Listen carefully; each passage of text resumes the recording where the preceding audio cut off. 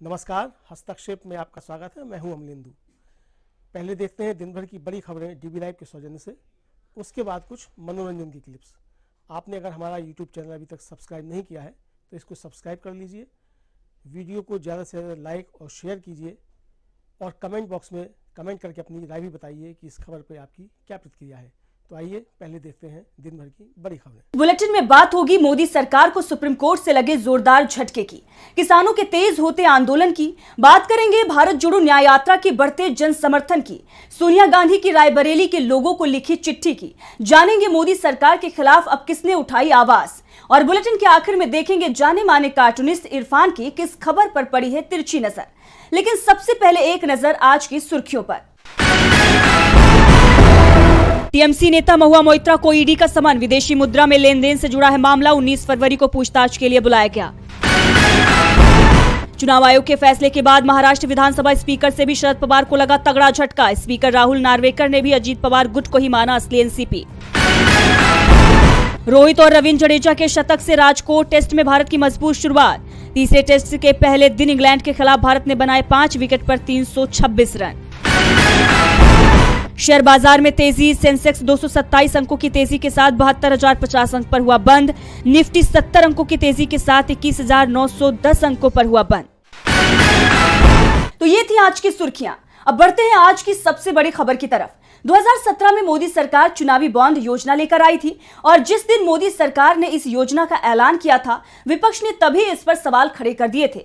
बाद में जो सवाल विपक्ष ने किए थे वो सच साबित होते हुए भी दिखाई दिए, जिसके बाद सुप्रीम कोर्ट ने चुनावी बॉन्ड को लेकर बड़ा फैसला सुनाया है। तो क्या है कोर्ट का फैसला, देखिए इस रिपोर्ट में।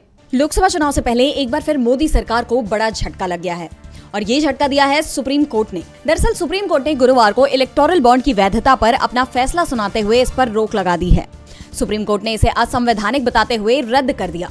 सुप्रीम कोर्ट ने कहा कि इलेक्टोरल बॉन्ड को अज्ञात रखना सूचना के अधिकार और अनुच्छेद 19(1)(a) का उल्लंघन है। सुप्रीम कोर्ट के मुख्य न्यायाधीश DY चंद्रचूड़ ने कहा कि राजनीतिक पार्टियों को आर्थिक मदद से उसके बदले में कुछ और प्रबंध करने की व्यवस्था को बढ़ावा मिल सकता है। जस्टिस चंद्रचूड़ ने कहा कि काले धन पर काबू पाने का एकमात्र तरीका इलेक्टोरल बॉन्ड नहीं हो सकता, इसके और भी कई ऑप्शन हैं। उन्होंने स्टेट बैंक ऑफ इंडिया को राजनीतिक पार्टियों को मिले इलेक्टोरल बॉन्ड की जानकारी देने का निर्देश दिया है। सुप्रीम कोर्ट में CJI DY चंद्रचूड़ की अध्यक्षता वाली 5 जजों की बेंच ने फैसला सुनाते हुए कहा है कि SBI चुनाव आयोग को जानकारी मुहैया कराएगा और चुनाव आयोग इस जानकारी को 13 मार्च तक अपनी वेबसाइट पर प्रकाशित करेगा। आपको बता दें, इस बेंच में justice DY Chandrachud, justice Sanjeev Khanna, justice BR Gavai, justice JB Pardiwala और जस्टिस मनोज मिश्रा शामिल थे। CJI ने कहा कि ये फैसला एकमत का है। सुप्रीम कोर्ट ने कहा कि नागरिकों को ये जानने का अधिकार है कि सरकार के पास पैसा कहां से आता है और कहां जाता है। CJI ने कहा कि हमारी राय है कि कम से कम इलेक्ट्रॉनिक हस्तांतरण और चुनावी ट्रस्ट के अन्य माध्यमों से योगदान अन्य प्रतिबंधात्मक साधन है। इस प्रकार काले धन पर अंकुश लगाना चुनावी बॉन्ड का आधार नहीं है।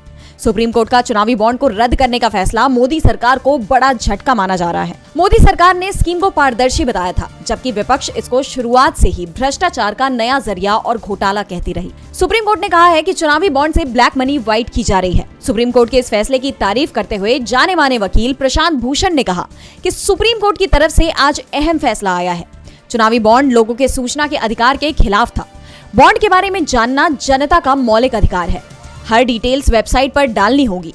अब चीज सार्वजनिक करनी होगी। उन्होंने कहा कि इस फैसले से हमारी लोकतांत्रिक प्रक्रिया मजबूत होगी। सुप्रीम कोर्ट ने चुनावी बॉन्ड योजना पर रोक लगा दी है। इसे मोदी सरकार के लिए बड़ा झटका माना जा रहा है। तो मोदी सरकार को दूसरा बड़ा झटका किसानों के आंदोलन से मिल रहा है। बीजेपी सरकार की किसानों पर सख्ती सवालों में है, तो दूसरी तरफ किसानों का समर्थन देश भर में बढ़ता ही जा रहा है। इसी बीच किसानों ने भारत बंद का ऐलान भी कर दिया है। तो किसानों के आंदोलन में आज क्या रहा खास, देखिए इस रिपोर्ट में। पंजाब हरियाणा के बॉर्डर पर किसान लगातार अपनी मांगों को लेकर डटे हुए हैं। किसानों ने भी ठान लिया है कि वो हर हाल में दिल्ली आएंगे और अपनी मांगों को पूरा करवाएंगे। दूसरी तरफ हरियाणा की पुलिस ने पूरे शंभू बॉर्डर को जंग के मैदान में तब्दील कर दिया है। पूरे एरिया में इंटरनेट बंद है। इस बीच किसानों ने 16 फरवरी को भारत बंद का आह्वान किया है। संयुक्त किसान मोर्चा ने अन्य किसान संगठनों और किसानों से इस भारत बंद में शामिल होने का अनुरोध किया है। संयुक्त किसान मोर्चा और अन्य ट्रेड यूनियनों की तरफ से बुलाया गया भारत बंद 16 फरवरी को सुबह 6 बजे से शाम 4 बजे तक जारी रहेगा। भारत बंद का आह्वान तब किया गया जब पंजाब से मार्च कर रहे सैकड़ों किसानों को दिल्ली से लगभग 200 किलोमीटर दूर अंबाला के पास हरियाणा पंजाब बॉर्डर पर रोक दिया गया। हरियाणा पुलिस ने उन्हें तितर बितर करने के लिए उन पर आंसू गैस का इस्तेमाल किया। किसानों के दिल्ली कूच का आज तीसरा दिन है। मंगलवार को शंभू बॉर्डर पर हुए बवाल के बाद बुधवार को भी तनाव की स्थिति बनी रही। फसलों के लिए एमएसपी की गारंटी समेत बाकी मांगे पूरी कराने के लिए किसान हरियाणा के शंभू बॉर्डर पर डटे हुए हैं। यहाँ हरियाणा पुलिस ने 7 लेयर की बैरिकेडिंग कर रखी है। लगातार आंसू गैस के गोले छोड़कर 3 दिन से किसानों को रोका गया है। अब आपको बता दें कि किसानों ने आज पंजाब के 6 जिलों में 12 बजे से 4 बजे तक रेल रोको आंदोलन किया। वहीं 3 घंटे तक पंजाब के कई इलाकों में टोल नाके फ्री कर दिए गए। वहीं भारतीय किसान यूनियन चढ़ूनी के अध्यक्ष गुरनाम चढ़ूनी ने ऐलान किया कि किसानों के समर्थन में कल यानी 16 फरवरी को हरियाणा में 3 घंटे के लिए सभी टोल फ्री रहेंगे। इसी के साथ किसान ने अब मोदी सरकार को साफ चेतावनी दे दी है। सुप्रीम कोर्ट हो या फिर देश का अन्नदाता, मोदी सरकार की योजनाओं पर सवाल उठा रहा है। तो देश का मुख्य विपक्षी दल कांग्रेस भी मोदी सरकार की घेराबंदी करने में जुट गया है। कांग्रेस की भारत जोड़ो न्याय यात्रा एक बार फिर बिहार पहुंची है, जहां राहुल गांधी ने बीजेपी सरकार पर तीखे हमले किए हैं। निशाने पर नीतीश कुमार भी रहे हैं। तो क्या कहा राहुल गांधी ने, देखिए इस रिपोर्ट में।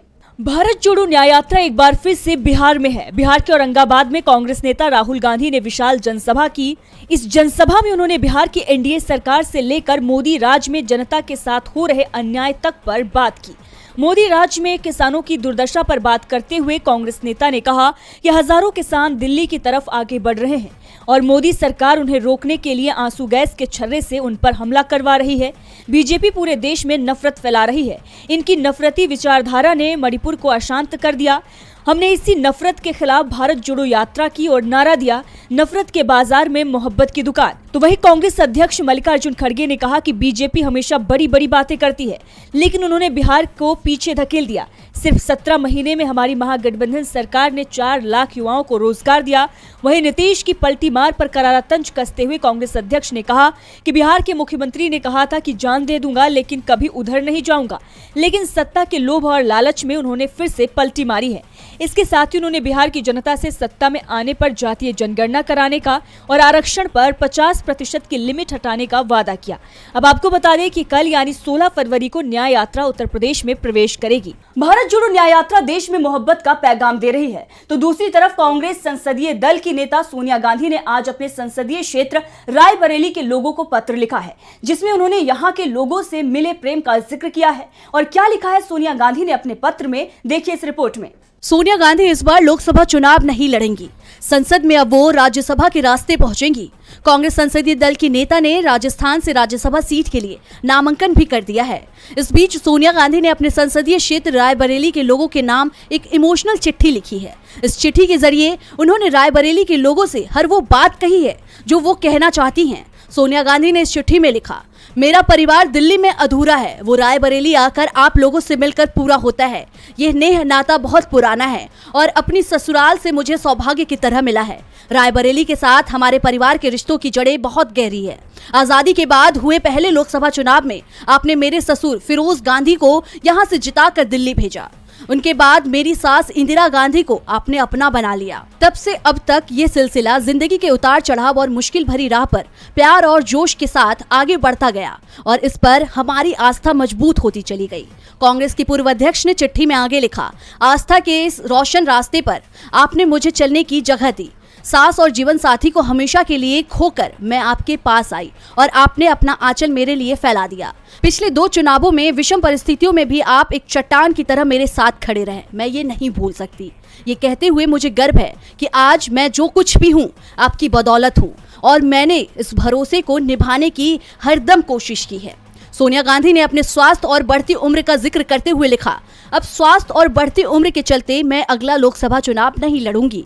इस निर्णय के बाद मुझे आपकी सीधी सेवा का अवसर नहीं मिलेगा, लेकिन ये तय है कि मेरा मन प्राण हमेशा आपके पास रहेगा। मुझे पता है कि आप भी हर मुश्किल में मुझे और मेरे परिवार को वैसे ही संभाल लेंगे जैसे अब तक संभालते आए हैं। बड़ों को प्रणाम, छोटे को स्नेह, जल्द मिलने का वादा। सोनिया गांधी 20 साल रायबरेली से सांसद रही। रायबरेली को गांधी परिवार का गढ़ माना जाता है। कांग्रेस के लिए रायबरेली सीट जीतना इस बार भी मुश्किल नहीं होगा, लेकिन मोदी सरकार के खिलाफ देश भर में जरूर मुश्किलें खड़ी होती हुई नजर आ रही हैं, क्योंकि अब पहलवानों ने एक बार फिर मोर्चा खोलने का ऐलान कर दिया है। मोदी राज में प्रदर्शन को मजबूर है जनता। एक तरफ तो किसानों ने सरकार के खिलाफ मोर्चा खोल ही रखा है, जिससे पूरी राजधानी और पंजाब हरियाणा की सीमाएं बुरी तरह प्रभावित है, तो दूसरी तरफ पहलवानों ने भी एक बार फिर आंदोलन की वार्निंग जारी कर दी है। महिला पहलवान और ओलंपिक मेडलिस्ट साक्षी मलिक ने एक वीडियो पोस्ट करते हुए मोदी सरकार को प्रदर्शन के लिए चिताया है। वीडियो में उन्होंने कहा कि अगर बृजभूषण के सहयोगियों को कुश्ती महासंघ चलाने की इजाजत दी जाती है तो वह एक बार फिर सड़कों पर उतरने वाली है। साक्षी मलिक ने कहा, हमें कल पता चला कि संजय सिंह ने WWW से कुछ सेटिंग की है और सस्पेंशन हटवा लिया है।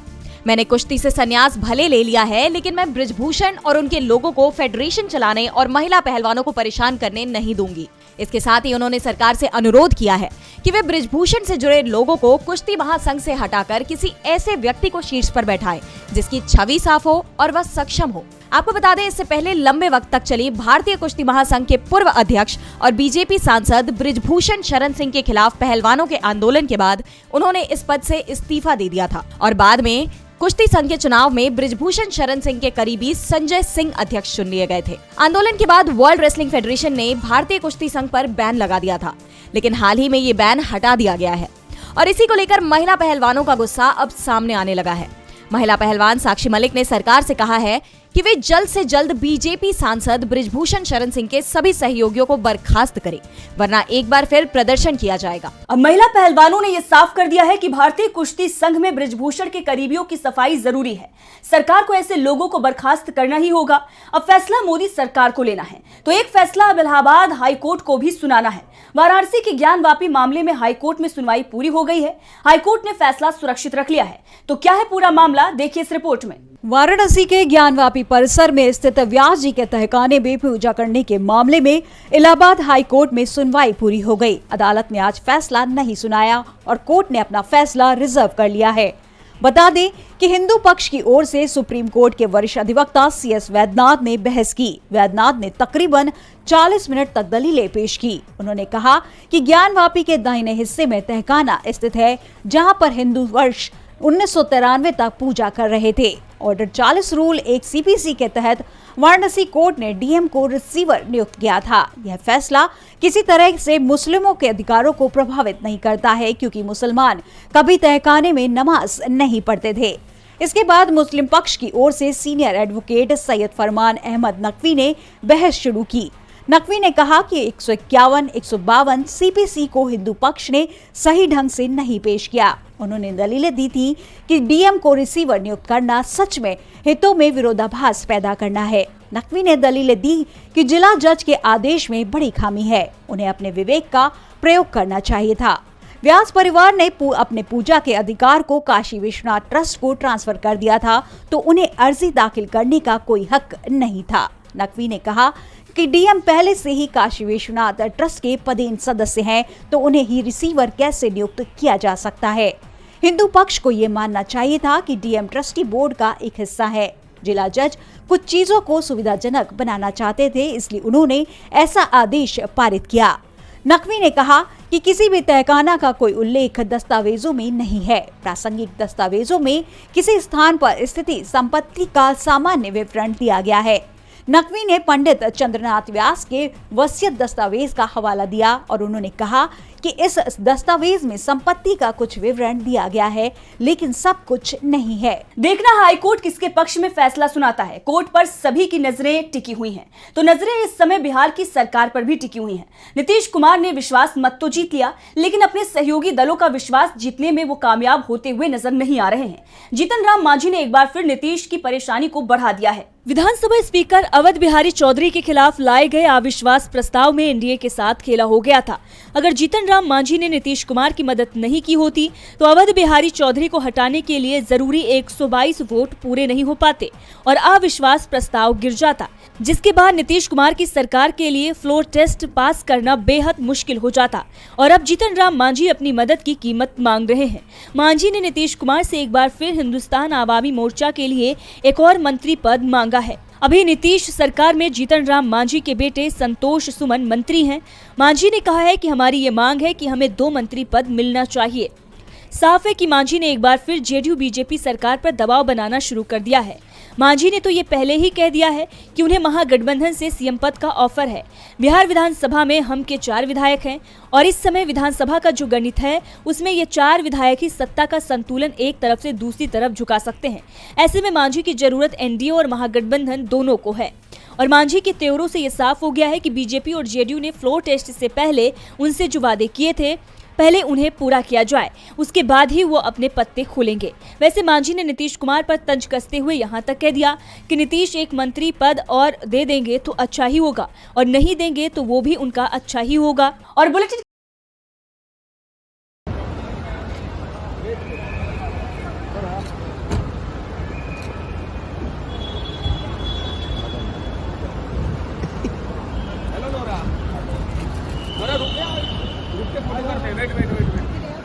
नोरा जी थोड़ा सा और बस नोरा जी बस यहाँ पर look centre Nora look centre यहाँ पर सामने नोरा जी यहाँ पे नहीं देख रहे हो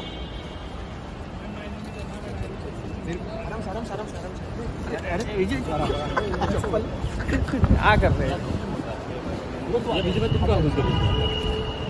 अरे सादा पूरे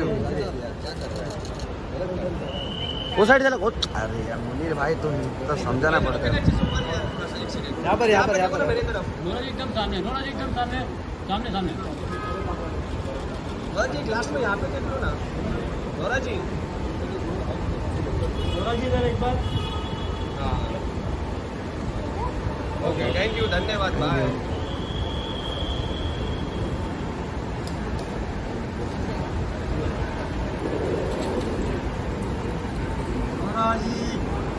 bye ma'am happy journey.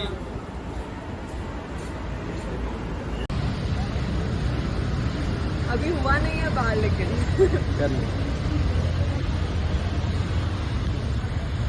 Thank you.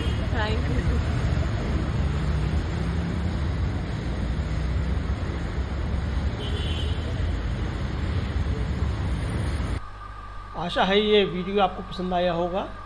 इसको ज़्यादा से ज़्यादा शेयर करें, लाइक करें, सब्सक्राइब करें, चैनल को फेसबुक पेज को फॉलो करें और ज़्यादा से ज़्यादा इसको सब्सक्राइब